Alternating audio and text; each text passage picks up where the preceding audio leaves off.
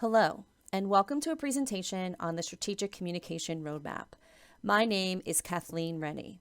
I teach public relations and related classes at New Jersey City University in New Jersey, where I also serve as chair of the marketing department in the NJCU School of Business. I also serve as a partner in my own firm, researching, creating, and executing communication strategy for a wide array of clients. I'm thrilled to be with you to talk about what I know to be the heart of the RPIE process. The P, or planning element of RPIE, or in other words, to provide a roadmap for your strategic planning success. Brand reputation and communication doesn't just happen. It's well planned, according to the standard formula known by the acronym RPIE, or Research, Planning, Implementation, Evaluation. This process is essential for both proactive and reactive strategic communication.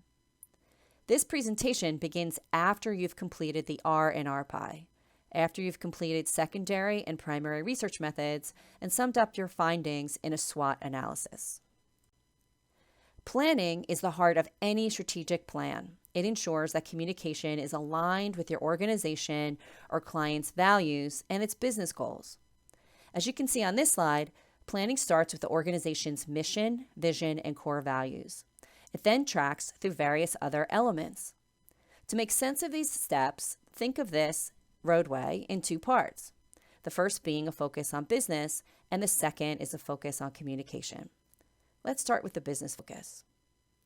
The business focus begins with a restatement of the client's vision, mission, and core values, as you have found in the R in RPIE. After you've identified these steps, move forward to the business goal. What is your client's business goal? In short, this is what the organization is in business to do. Is it to raise money, to get more people to see performances, to get them to games? In most organizations, the business goal is sales related, money related, to sell more tickets, to get more people involved.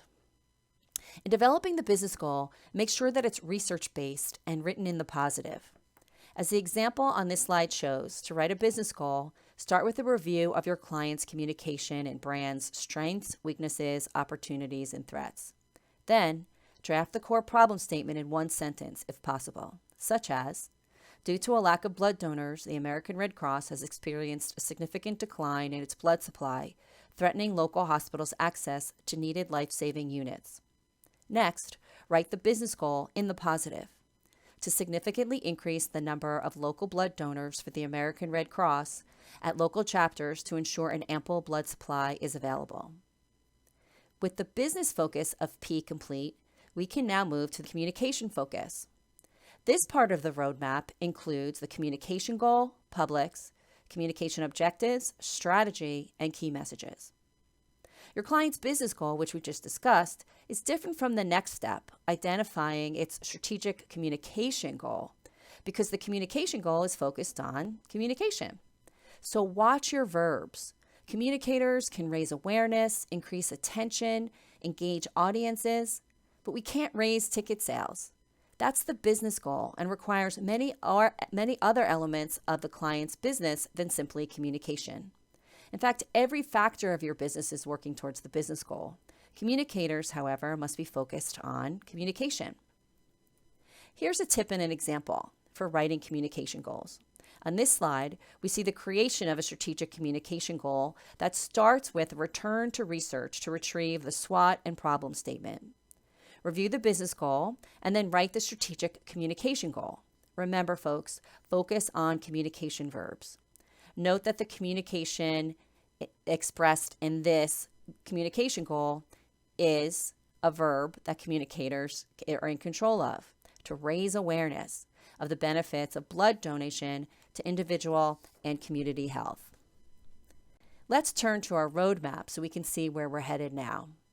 The next 4 steps are selecting your publics, whether primary and secondary, creating your communication objectives, your strategy, and your key messages. Let's talk about each one of these. You'll use your research findings to land on specific target publics or audiences. This is who you're going to reach. Remember here that there's no such thing as the general public. Audiences are segmented and need to be specifically identified, prioritized, and communicated to in ways that they like to receive messages from sources that they find credible. You might need to prioritize your target markets, or segments, into primary and secondary segments. Primary publics are those to whom you'll direct your messages. They're the bullseye. Secondary publics are those who will also get your messages, but who are not the specific target of your communication. For instance, if I want to attract freshman college students to my classes, I might create a plan targeted to them. Sophomores, juniors, and seniors might see the messaging and might even participate in my events, but the plan's primary target is freshmen, and so my messaging will be directed to that segment. The next step requires you to create strategic communication objectives. These are essential to your plan. Objectives are steps you need to take to reach your communication goal. Each objective must start with the infinitive phrase, include a primary public or publics, be measurable and time-bound, be realistic, meaning based on your research findings, and feature your client. Remember here to be in control of your verbs again. Use communication words. Here are some examples so that you can see that they meet the requirements I just mapped out. The first is to increase understanding of the client's community support program among graduating high school seniors in Florida from 2% to 10% by June. The second, to increase social engagement between the client and repeat customers from 15% to 35% by June. And lastly, to increase media coverage of the client's arts programming by 10% by the end of the year. Remember that who you target in your objective, how much impact you're aiming for, and your completion date are all contingent on your research. Research determines what's realistic and what's going to help you get to your goal. And another key point, and this is really important, objectives should be built around outcomes, not outputs. An output is a tactic, a communication artifact like a press release or an event or a tour or a ribbon cutting or a mailing or a tweet or a social media contest. Outcomes are evidence that you've moved the needle to awareness, recall, media coverage, engagement, and more. Don't write objectives that are focused on tactics. Write them so they focus on the impact of those tactics. A strategy is the general approach to be taken by tactics in the strategic plan. For example, strategies might include reinforcing local and state educators' belief in the value of a summer arts program or enlisting influential third-party endorsements. Strategies are very often confused with tactics, but they're not the same. Strategies are approaches to communication. Tactics are how the approach is carried out.